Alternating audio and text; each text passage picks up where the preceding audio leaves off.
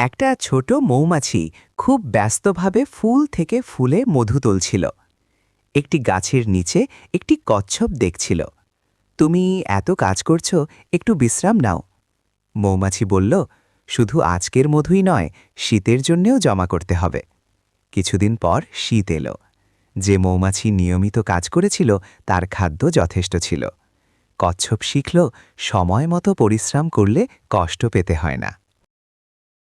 একটা ছোট মৌমাছি খুব ব্যস্তভাবে ফুল থেকে ফুলে মধু তুলছিল।